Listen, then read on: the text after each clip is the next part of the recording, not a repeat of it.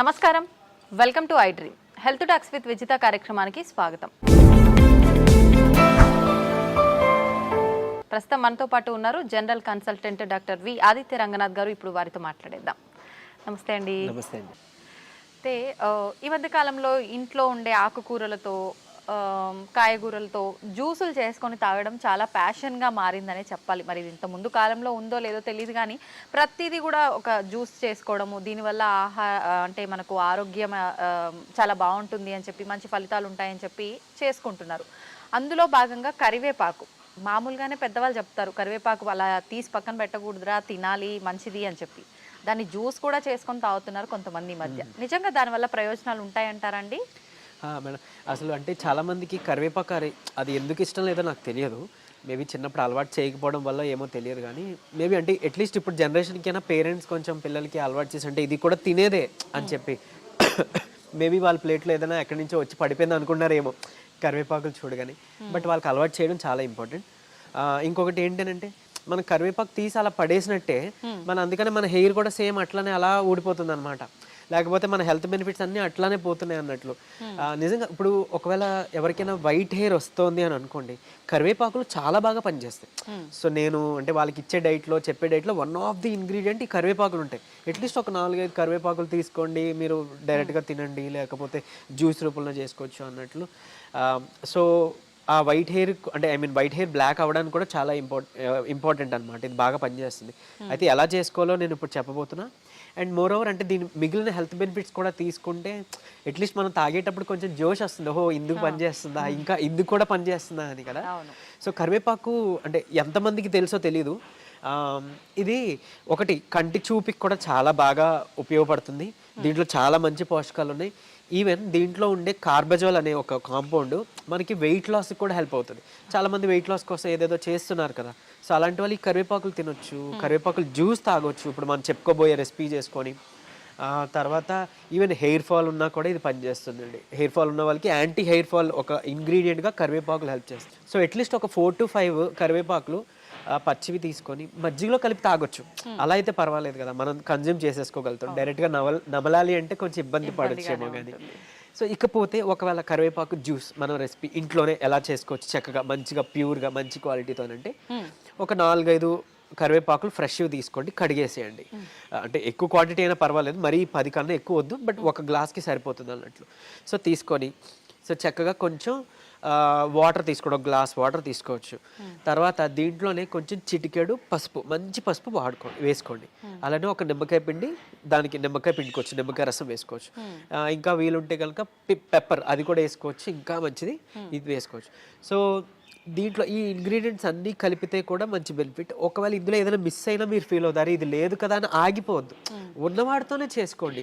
ఉట్టి కరివేపాకులు ఉంటే ఇప్పుడు దాంతోనే జ్యూస్ చేసుకోండి. వాటర్లో వేసి కొంచెం కడిగేసి మిక్సీ కొట్టండి, చక్కగా ఫిల్టర్ చేసుకోకుండా చక్కగా తాగొచ్చు.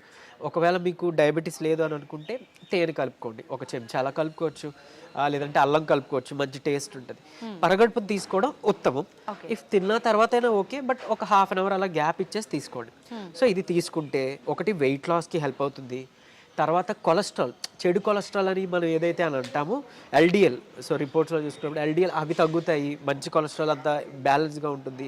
తర్వాత మెటబాలిజం బాగుంటుంది, లివర్ డిటాక్స్ అవుతుంది. సో చాలా అంటే మన లివర్ అనేది మన బాడీలో ఒక ఫ్యాక్టరీ లెక్క, ఒక పెద్ద మిషనరీ లెక్క. సో మనం మెడిసిన్ డ్రగ్స్ తీసుకున్నా లివర్లోనే ప్రాసెస్ అవ్వాలి, ఫుడ్ తీసుకున్నా లివర్లోనే ప్రాసెస్ అవ్వాలి. సో ఇట్లా లివర్ అనేది చాలా, ఇది మీకు తెలిసిందే. సో ఈవెన్ కొంతమందికి ఒకవేళ ఆల్కహాల్ అలవాటు ఏమైనా ఉందంటే అదంతా మళ్ళీ మనకి లివర్ మీద పడుతుంది కదా. ఈవెన్ మన ఫుడ్లో అంటే ఇప్పుడు చూసాం మనం చాలా వరకు ఫెర్టిలైజర్స్ ఎక్కువైపోయినాయి. ఫుడ్ కానీ లేకపోతే ఫ్రూట్స్ కానీ మనం ట్రస్టెడ్గా తినలేకపోతున్నాం. అంటే అది ప్యూర్, ఎంతవరకు ప్యూరో మనకి తెలియట్లేదు. సో ఫెర్టిలైజర్స్ ఉండొచ్చు, కెమికల్స్ ఉండొచ్చు. సో ఈ హెవీ మెటల్స్ అవ్వచ్చు, లేకపోతే ఇలాంటి కెమికల్స్ అన్నీ కూడా మళ్ళీ మనకి లివర్ మీదే. సో లివర్ని డిటాక్స్ చేసుకోవడానికి వన్ ఆఫ్ ది బెస్ట్ అంటే కరివేపాకులు.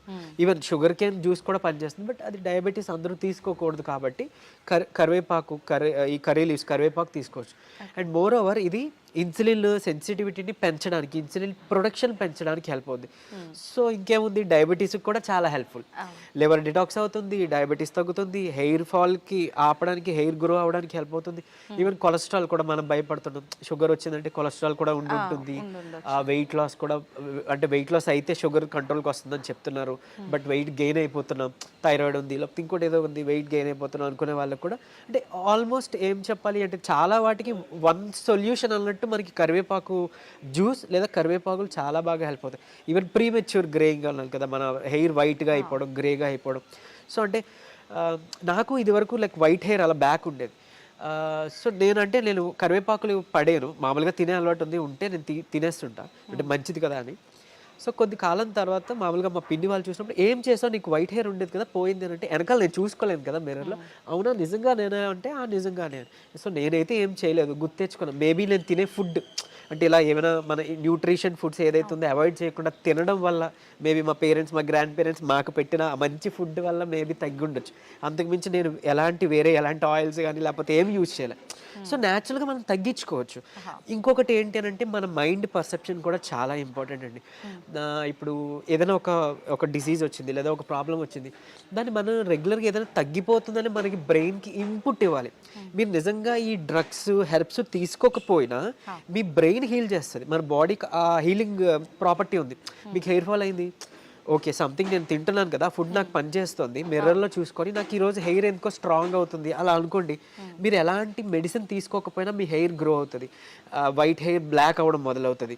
అంటే ఎలా అంటే, మరీ ఇప్పుడు నేను ఓల్డ్ ఏజ్ అయిపోయిందండి, మాకు ఇది అయిపోయింది, మాకు అవుతుంది అని అంటే, ఏమో మిరాకిల్స్ ఎవరికి ఎప్పుడైనా జరగవచ్చు. ట్రై చేయండి, నిజంగా అయ్యింది అనుకో నాకు చెప్పండి. నేను ఎలానే మేనిఫెస్టేషన్. సో ఓకే నా హెయిర్ ఫాల్ ఉందా, ఓకే నా హెయిర్ బాగా గ్రో అవుతుంది, నా ఫుడ్లో న్యూట్రిషన్ బాగా జరుగుతుంది, ఇట్లా అనుకుంటూ ఉండేవాడిని. ఆటోమేటిక్గా అది ఏంటంటే బయటికి అదే మంది ఎక్స్ప్రెస్ అవుతుంది కదా. సో అట్లా మీరు ఏం యూజ్ చేయకపోయినా ఒకటి అవుతుంది. సరే అంత సంకల్ప బలం లేదు అని అనుకున్నప్పుడు డెఫినెట్లీ సపోర్టివ్గా మనం తీసుకోవచ్చు. అండ్ ఈ కరివేపాకులు చాలామందికి డైజెషన్ ప్రాబ్లం ఉంటుంది కదా, అంటే ఎసిడిటీ ఎక్కువ ఉంటుంది. అలాంటి వాళ్ళకి కూడా ఈ కరివేపాకు తిన్నా ఆర్ లైక్ జ్యూస్ తాగినా ఆ డైజెషన్ ప్రాబ్లమ్స్ అన్నీ కూడా తగ్గిపోతాయి. అట్లీస్ట్ ఒక 42 days అలా వాడండి.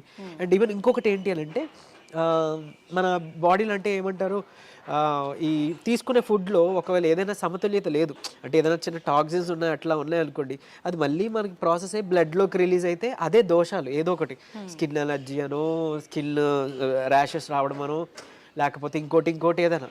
సో అలాంటివన్నీ కూడా క్లియర్ చేసే ప్రాపర్టీ మనకి దేవుడి కరివేపాకు ద్వారా ఇచ్చారు. సో కరివేపాకు రెగ్యులర్గా అలవాటు చేసుకోండి. ఒక 15 days చేయండి, లేదా ఒక 10 days చేయండి, గ్యాప్ ఇచ్చేయండి 1 month, మళ్ళీ ఒక 10 days పరగడపడం అలవాటు చేసుకోవచ్చు. డైలీ తాగినా ఏం కాదు, అలాగని మరీ నెలలు కంటిన్యూ చేయొద్దు. ఒక 1.5 month వరకు ఓకే. సో ఇవన్నీ, ఈ ప్రాపర్టీస్ అన్నీ కూడా మనకి కరివేపాకులు ఉంటాయి. ఈవెన్ ఏమంటారు, యాంటీ మైక్రోబియల్ ప్రాపర్టీస్ ఉన్నాయి. సో ఇన్ఫెక్షన్స్ ఏమైనా మన పొట్టలో ఉన్న, బ్లడ్లో ఉన్న అలాంటి వాటికి కూడా ఇవి హెల్ప్ అవుతాయి.